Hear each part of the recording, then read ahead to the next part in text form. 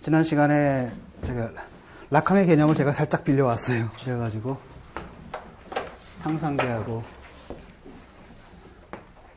실제계, 그 다음에 상상계, 상징계, 어떻게 했냐 라고 얘기를 했죠. 그래서 기호학적으로 말하면 펄스의 기호학을 이용해 가지고 이거는 이제 일종의 도상 아이콘이었고, 그 다음에 상징계는 심벌이었고, 그 다음에 실제계는 인덱스, 이렇게 이제 상당히 도식적으로 좀 설명하자면 이렇게 되어 있습니다. 그래서 원래 그 사진 이론은 회화 이론도 그렇고 사진 이론도 그렇고 되게 비슷한 모양을 보인다 그랬죠. 처음에는 회화는 자연의 모방이다, 도상이란 얘기죠. 그러다가 이제 현대 회화 들어오게 되면은 추상이 등장하면서 추상은 더 이상 자연과 닮질 않았거든요. 그러니까 도상성을 잃어버리고 뭐에 가까워집니까? 추상회화는 상징에 가까워지고. 그 다음에 모더니즘, 2차 모더니즘, 즉 아메리칸 모더니즘 이후에는 그러니까 대륙의 대양의 양쪽에서, 즉 미국에서도 추상 표현주의 같은 것들, 그리고 저쪽에서도 유럽에서도 엔포르멜 같은 이런 것들은 흔적 자취를 강조한다는 의미에서 실제계로 가는 거와 마찬가지로 사진 이론도 역시 똑같이 따라갑니다. 처음에는 픽토리얼리즘처럼, 그러니까 사진이 자기의 미학을 아직 몰랐을 때는 회화의 규약을 그대로 받아들여요. 그래서 마치 사진과 같은 회화와 같은 사진이라 그래서 픽토리얼이 그림 같다는 뜻이잖아요. 그림처럼 사진을 찍는 픽토리얼리즘이었다가 대개 이제 20, 30년대를 거치면서 카메라의 성격 자체가 변하는 거죠. 다시 말하면 이제 스냅 사진, 그 다음에 휴대용 사진기, 이런 걸 갖고 다니게 되면 사람들이 그냥 막 찍어대는, 그때부터는 이제 연출이나 뭐 합성이나 아니면 가공 같은 걸 하지 않은, 리터칭을 하지 않은 글자 그대로 있는 그대로 사진, 즉 스트레이트 포토그래피라고 합니다. 직접 찍는 사진. 그게 되고, 스트레이트 포토그래피 같은 경우에는 당연히 뭐랑 결합되냐면은 보도랑 결합이 되는 거죠. 왜냐하면 현실을 증언하는 거니까 보도랑 결합이 돼서 그 안에다 강력한 사회적인 메시지나 아니면 정치적인 메시지를 담는, 이른바 이제 우리가 말하는 포토 저널리즘의 시대가 열리는 거고, 사진하면 딱 떠오르는 게 바로 그런 이미지들이 있을 겁니다. 그러다가 1980년대에 들어와가지고 아주 뒤늦게 롤랑 바르트가 풍크툼 개념을 얘기하면서 사진에서 중요한 것은 스튜디움이 아니라 풍크툼이다. 그리고 스튜디움이라는 것은 결국은 어떤 이미지를 해석하는데 우리가 사용하는 상당히 보편적으로 공유되는 코드거든요.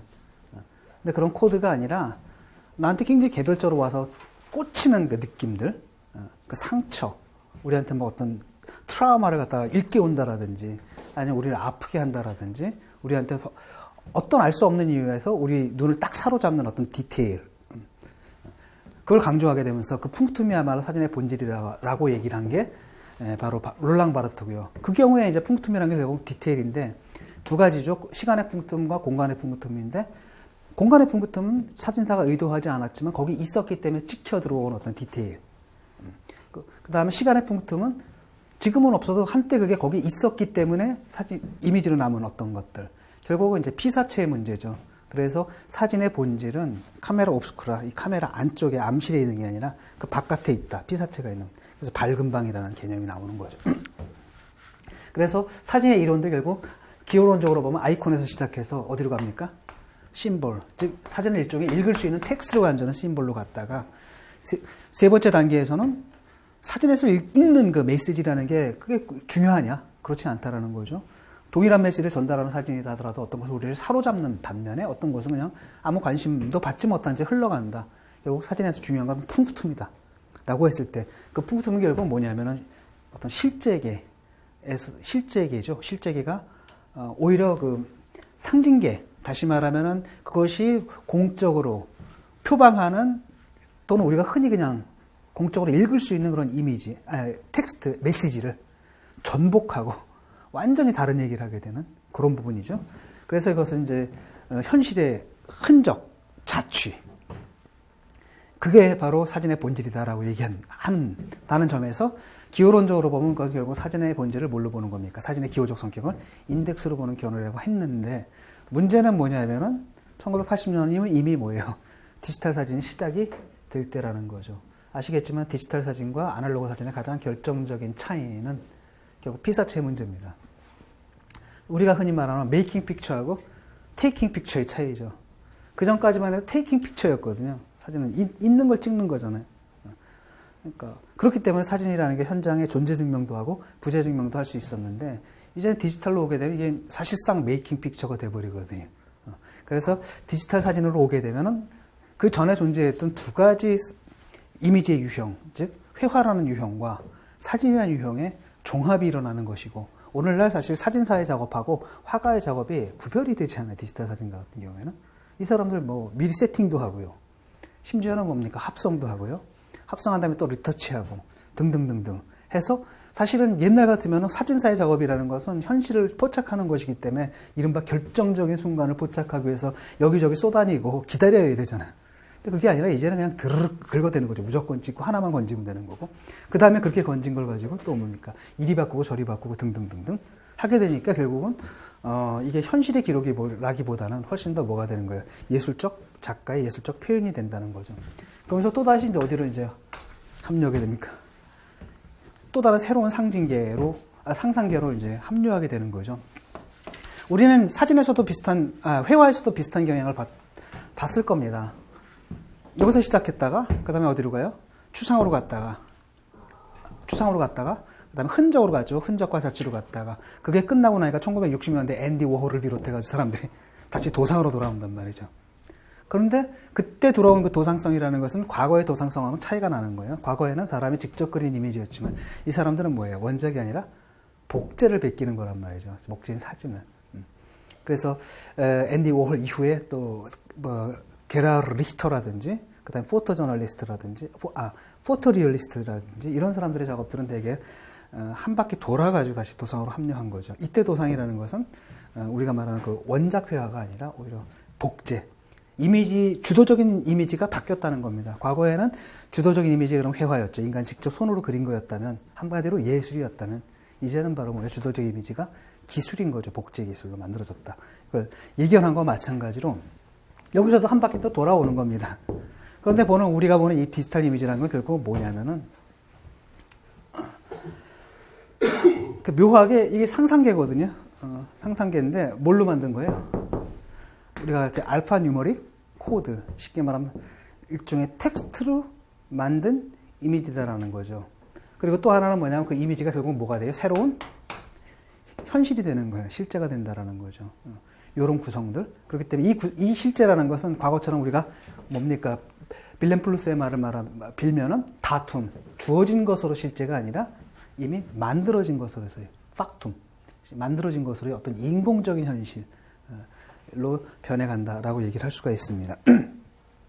결국은 뭘 말하냐면은 우리가 이제 존재론에서 두 가지 되겠죠? 디지털 이론에서 가장 중요한 게 두 가지라고 그랬잖아요. 하나는 언톨로지, 존재론이고요. 두 번째는 앤트로폴로지, 인간학이라는 거죠.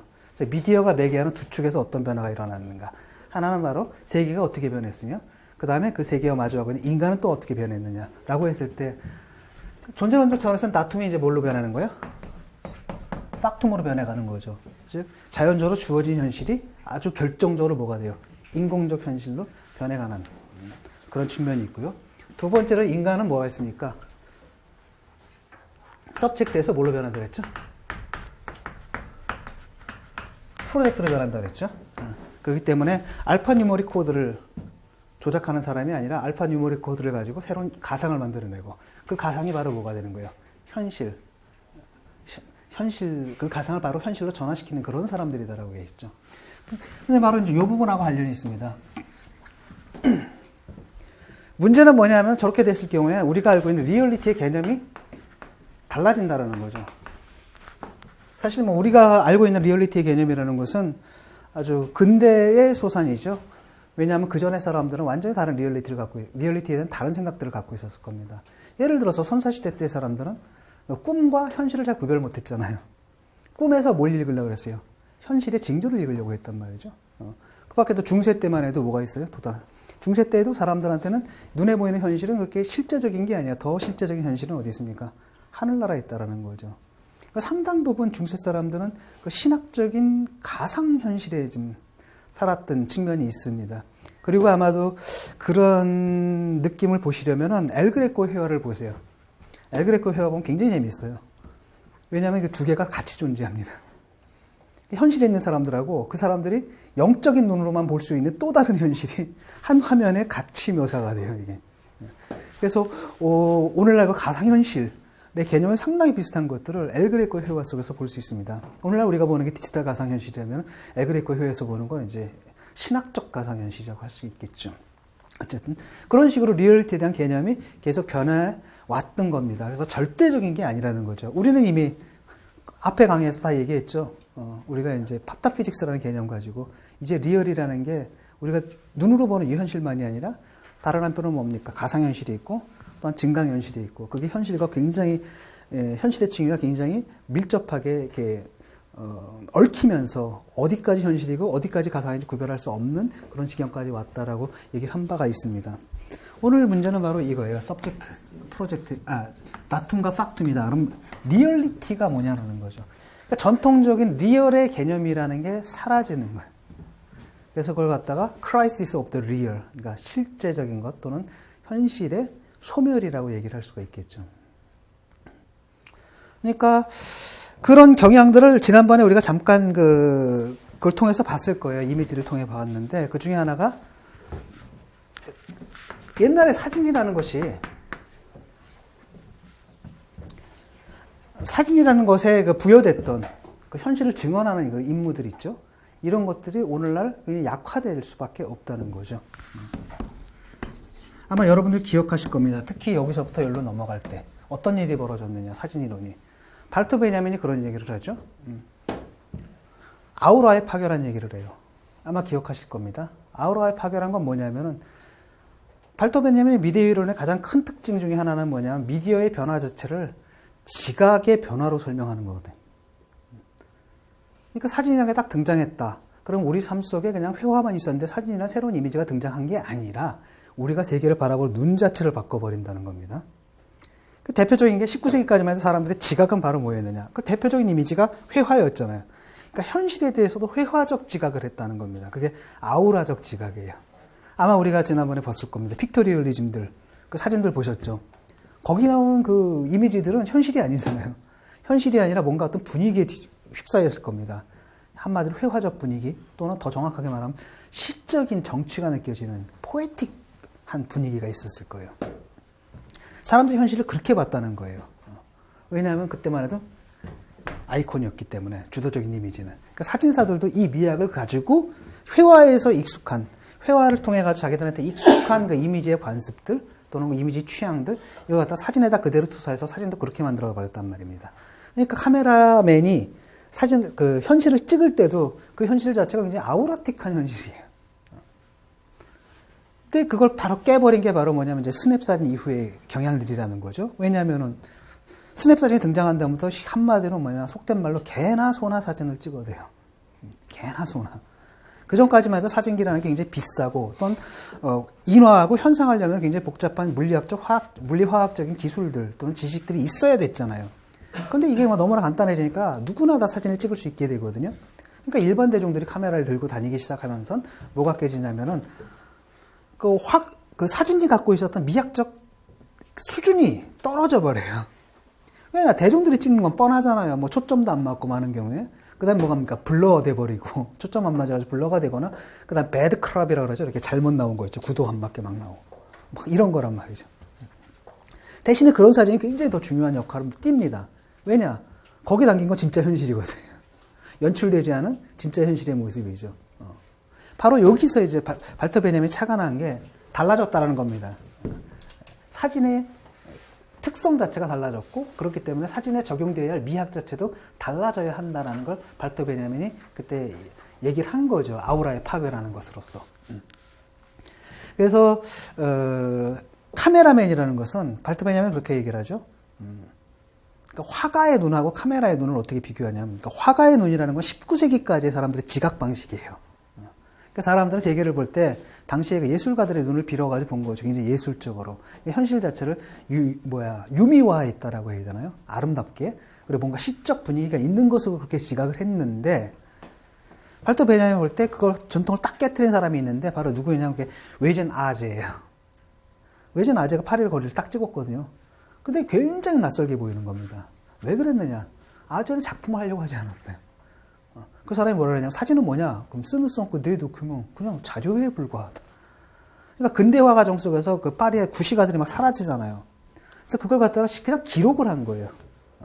그 다음에 건물만 찍으려고 했어요.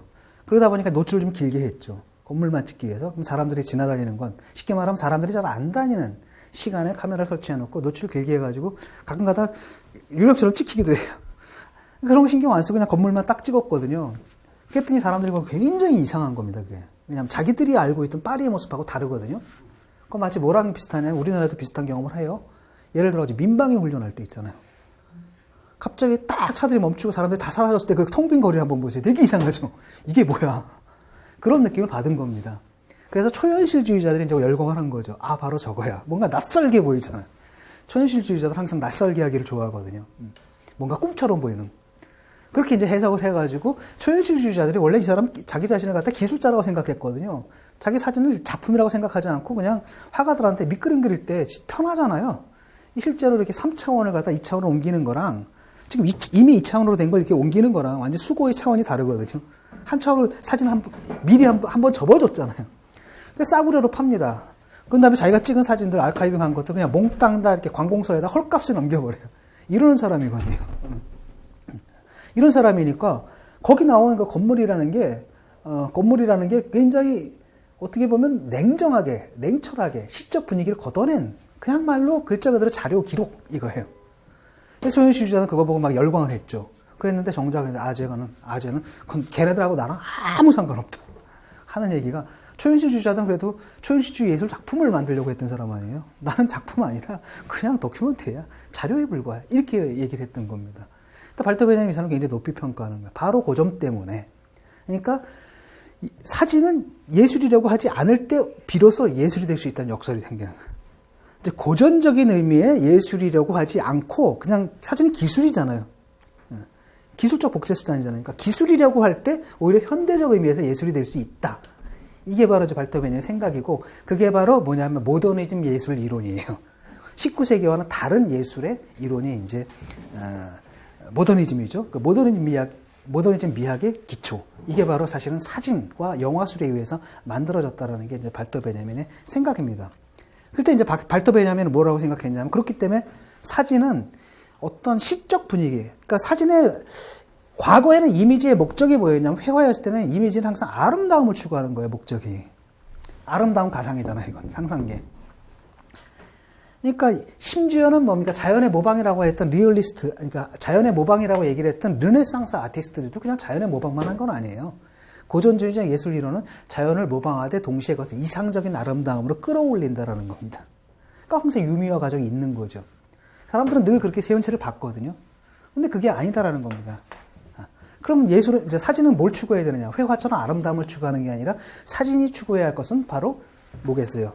아름답지 않아도 진실을 추구해야 된다는 겁니다. 추구하면 추한 그대로 보여주는 게 진실이죠. 그렇잖아요. 바로 그렇기 때문에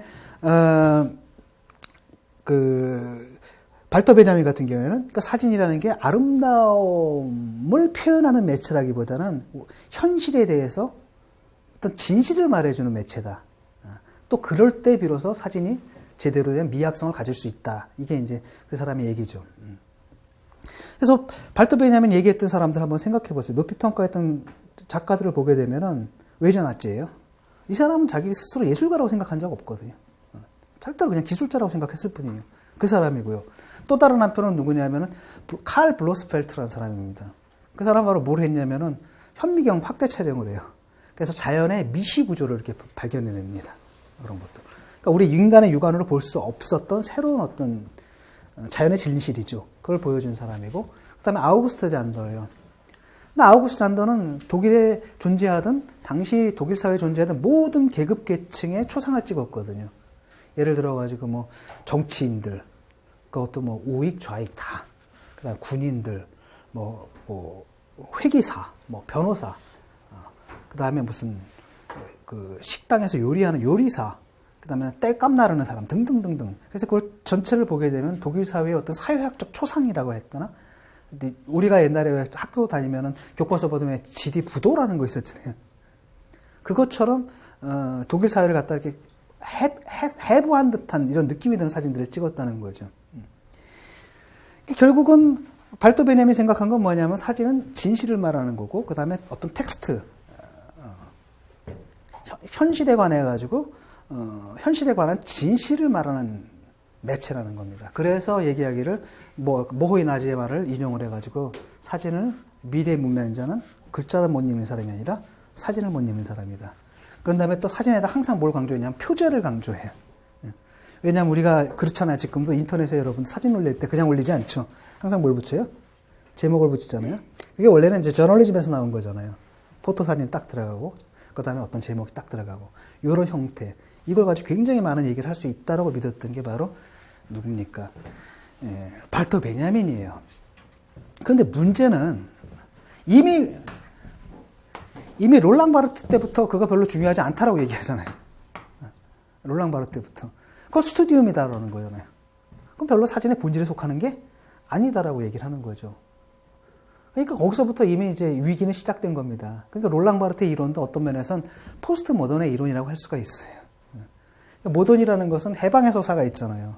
피해 억압자를 갖다 해방시키고, 억누린 자를 풀어주고, 사회적 평등, 자유 등등등등 외워. 그걸 위해서 사진이라는 카메라라는 매체를 들고 안과주망이라는 거죠. 참여한다. 이런 느낌들이 굉장히 강했잖아요. 그런데 그런 해방 서사가 사라진 거예요. 그럼 남는 건 바로 뭐냐면 어떤 와서 꽂히는 굉장히 주관적이고, 발터 베냐민만 해도 이제 공적 사용이잖아요. 사진의 이미지의 공적 사용이거든요. 그리고 이걸 가지고 사진과 영화라는 매체를 가지고 프로레타리아트 대중들의 정치적 의식을 각성시키고, 그걸 통해서 사회 전체를 해방된 사회로 바꾸자라는 이런 어떤 정치적 강령의 성격이 있었는데, 롤랑 바르트만 해도 그런 건 없잖아요. 굉장히 사적인 거거든요. 나한테 와서 꽂히는 어떤 주관적인. 그래서 굉장히 일반화하기도 힘든 어떤 체험들을 얘기한단 말이죠. 여기서 이미 뭐가 죽기 시작하냐면 이른바 포토 저널리즘이라는 것. 우리는 사진하면 떠올렸던 사진의 가장 본령이라고 떠올렸던 그 부분이 약화되는 게 이 사람 이론에서도 벌써 나타나고 있다는 거죠. 아마 지난번에도 제가 그 사진 보여줬을 겁니다. 할데이가 찍은 사진 중에서 보면. 그건 딱 알죠. 아주 전통적으로 바로 뭐예요. 그 사진이 던지는 메시지는 분명합니다. 독일 의사당 위에다가, 국회의사당 위에다가 소비에트 깃발을 거는 그 병사들의 모습. 전형적으로 결국 뭐예요? 유럽의 민중을 파시즘의 위협으로부터 우리 소비에트 인민군대가 해방시켰다 이런 메시지를 던졌는데, 정작 그 사람 뭐예요? 양쪽 팔에 양쪽 팔목에 손목시계가 있단 말이죠. 그들이 의도한 거 아니죠. 있었기 때문에 찍힌 건데 완전히 전복을 시켜버리고 오히려 내 눈에 그것만 보인단 말이에요. 이런 거라는 거죠. 그럼 결국은 발터 베냐민이 생각했던 그런 사진의 기능이랑 이미 사라져버린 거고, 오히려 그게 조롱당하는, 어떻게 보면 굉장히 조롱당하는 그런 시대가 와버린 겁니다. 그래서 그 느낌들, 포스트 모던의 그 느낌들, 쉽게 말하면 역사적인 것의 종언, 또는 사회적인 것의 종언, 또는 정치적인 것의 종언, 그렇죠? 주체의 죽음, 역사의 죽음 등등등등. 일련의 포스트 모던의 그 장례식 행렬이 있었지 않습니까? 그런 맥락 속에서 이미 발터 베냐민의 그런 아주 고전적인 사진 이론이라는 것은 이미 종언을 고했다고 할 수가 있겠죠. 자, 그럼 이제 남는 게 바로 그겁니다. 베냐민이 그렇게 강조했던 그 사진의 역할들. 크게 세 가지 영역이 있을 거예요. 하나가 바로 뭐냐? 보도입니다. 대표적인 거예요. 포토 저널리즘. 두 번째가 아마도 과학일 거예요. 그리고 세 번째는 과학에 속할 수도 있지만 역사. 이런 것들이죠. 보도와 과학과 역사. 그러니까 쉽게 말하면 사진이 도큐멘터로 쓰일 수 있는, 현실의 증언으로 쓰일 수 있는 영역들이 크게 보면 이런 걸 겁니다. 그렇죠. 근데 이런 것들이 이제 어떻게 변했느냐, 그거죠. 먼저 과학의 얘기를 한번 해보죠.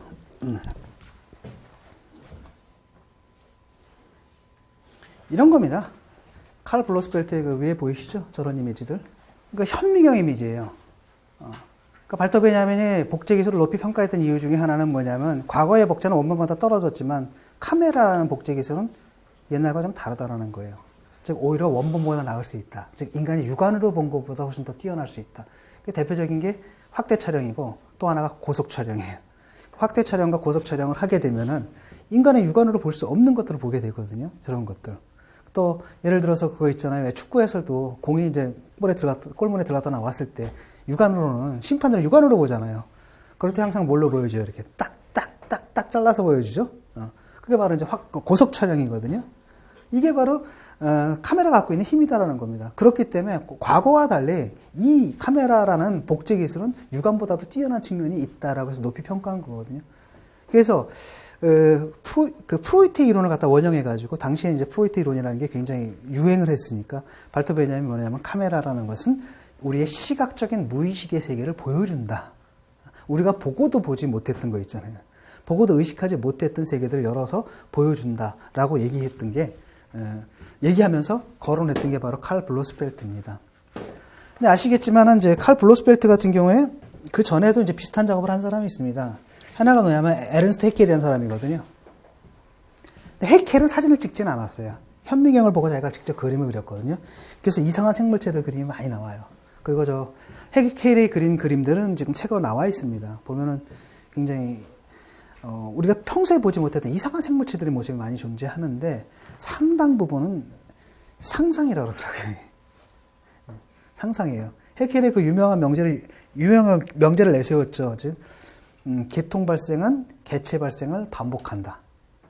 다시 말하면 인간의 태아가 있잖아요. 인간의 태아가 자라는 과정을 보게 되면 태아 하나가 자라는 과정이 사실은 생명체가 밟아온 모든 진화 과정을 압축해서 요약해서 보여주고 있다는 거예요. 그래서 비교를 합니다. 뭐 1주 됐을 때는 물고기랑 비슷하고, 뭐 2주 됐을 때는 뭐랑 비슷하고, 뭐 3주, 5주쯤 되니까 돼지랑 비슷하고, 6달, 7달 되니까 원숭이랑 비슷하고, 나중에 뭐 8달, 9달 되니까 인간하고 닮았더라. 뭐 이런 거잖아요. 그래서 막 이미지를 만들어가지고 그걸 갖다 이렇게 보여줬는데, 다 거짓말입니다. 다 거짓말이었어요. 그리고 심지어 어느 정도냐면, 이게 지금 보시는 게 바로 그겁니다. 나중에 밝혀진 바에 따르면 인간 태아가 저렇게 안 생겼다는 거예요. 그래서 심지어는 어떻게 했냐면 이 사람이 이제 진화론을 막 설명하는 가운데 그 얘기를 해요. 그러니까 뭐 무슨 종과 무슨 종 사이에 뭐 미싱 링크가 있는데 그런 뭐 유인원이 살았다고 그냥 단언을 해버립니다. 아무 근거 없이 단언을 해버려요. 근데 어떤 또 미친 사람이 또 그의 말을 듣고 또 찾으러 가요. 그래서 심지어는 찾아요. 정말로. 그게 바로 오늘날 우리가 자바 원인이라고 알고 있는 거거든요. 굉장히 황당한 거죠. 상상을 해가지고 이런 게 있을 것이다라고 했는데 또 진짜 찾아 나선 사람이 있고 가서 또 진짜 찾아버려요. 이런 경우라는 거죠. 그래서 해켈은 상당 부분 약간 사기꾼 기질이 굉장히 농후하고요. 해켈 자신이 뭐 모니즘이라고 해서 이상한 이데올로기가 있어요. 또 철학적 이데올로기에 사로잡혀가지고 그런 관점에서 이제 과학을 가지고 일종의 허구로 만들어버린 사람입니다.